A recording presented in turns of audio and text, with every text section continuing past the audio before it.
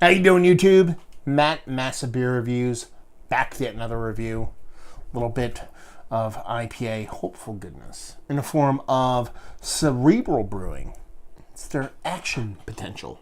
Yeah, I have never had anything from Cerebral before, but I did a little beer trade. I don't do beer trades all that often, but it was more somebody wanted something that I could procure. Gave it to them pretty much on spec, and they threw me back a bunch of beers, and this was one of them. So let's dive into it and see what she's got. As far as what it says in here, Action Potential, India Pale Ale, Cerebral Brewing, 6.7% alcohol by volume. Month and a half. To me, that's fresh as fuck. If you can't make a beer stand up that long, then poop on you. Denver, Colorado. This beer before you was created as a small team of passionate individuals. We hope that when you drink it, it helps spark creativity, thought, or spirited debate among you and your friends. It has the effects on us. Grist, Pilsner, oats, dextrine, sugar, and Citron Galaxy. So it's a Citron Galaxy IPA. And they say drink it out of the can or a shaker pint. It's fucking kind of weird. Yeah. Anyway, and it's pretty much just lettering in a little waveform beside there and little synapses going on there. So I actually like the label. I love orange and purple together. Kind of makes sense to me. My brain.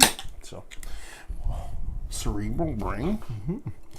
Maybe it's all tied together. So 6.7%, you're talking about, I assume by looking at it on the pour, it's their version of some kind of hazy IPA.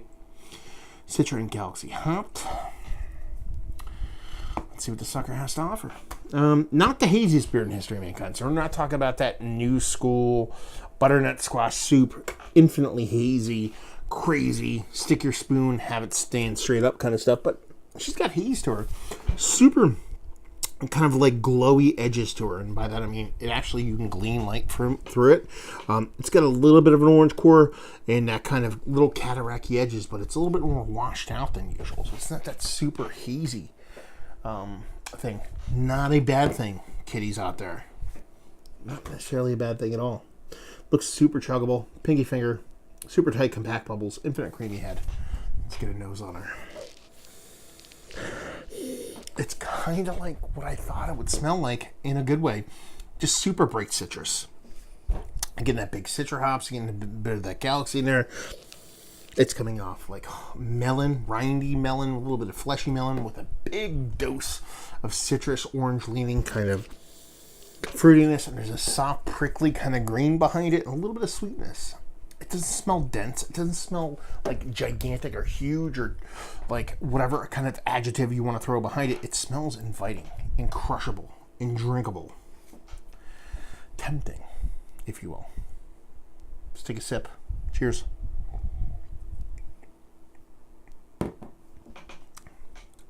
Okay. Comes off a little bit more dry, a little bit more less sweet than I thought it would be off the nose. Again, not necessarily a bad thing. Nice mouthfeel. Not super dense, but for the beer it is, and the beer it wants to be, it kind of works. Soft on the palate. A little bit of kind of aggressiveness with a little bit of carbonation, a little sprightliness, nothing too crazy. The citrus shows up just enough sweet to kind of please that kind of sweet portion of your palate. But the rest of it's all like soft, fluffy pithiness.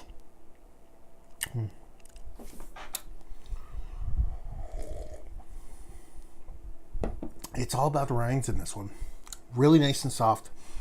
Really, it's not aggressively bittered. It's not overly sweet. There's a sweetness to it, but there's enough bittering to kind of balance it off. There's a nice dryness for the yeast, which kind of adds to that kind of illusion. That pithiness. It's all about the orange. A little bit of melon rind, like I said in the beginning.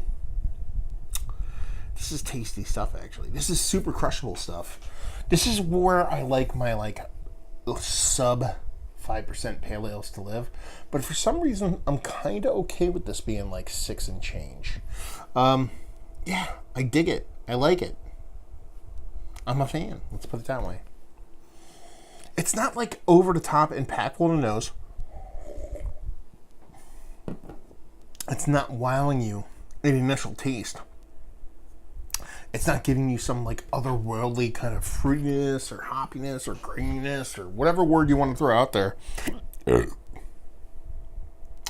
But what it is a really well-made, solid, drinkable, chuggable beer. It's kind of lost on a lot of breweries nowadays. They go for such headline-stealing vibes. You know what I mean? Like they want to produce a beer that is just over the top, and whether it be on the mouthfeel or nose or whatever, they kind of lose its sight of just being a really well-made, drinkable beer. And that's where this one falls. I'm actually kind of excited. I mean, sure, it's, like I said, a month and a half old. A lot of people would be like, blasphemy, you know what I mean? A month and a half old. But where this sits a month and a half old, if it was bigger and bolder and more exciting a month ago, like 2 weeks old, I wouldn't begrudge it. I wouldn't be like, oh, wow, this is more exciting. That sucks. That would actually be a positive thing. You want to know why?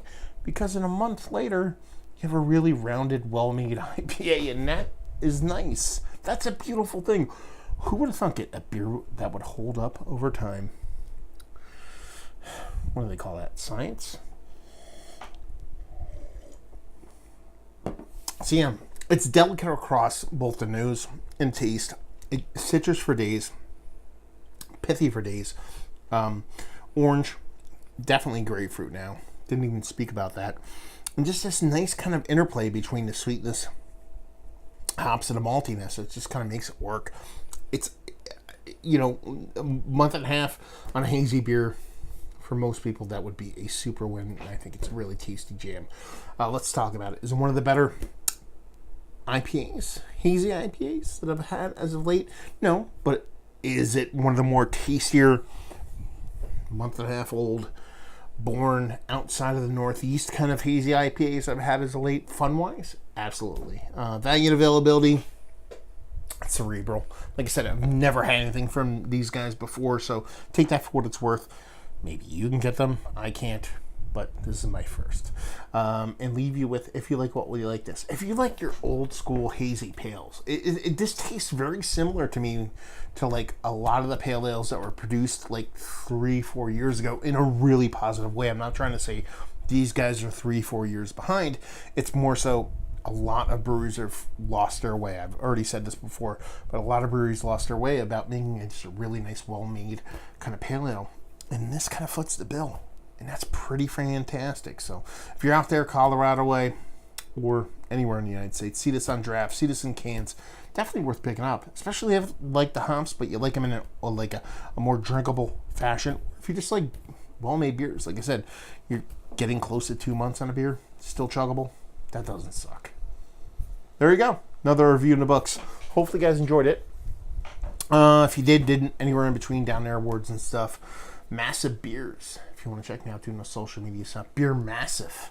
If you want to check me out doing the whole podcasting thing, and hopefully you guys enjoyed the review. Hopefully enjoying a nice little Cerebral jam right now, and hopefully see you next time. Cheers.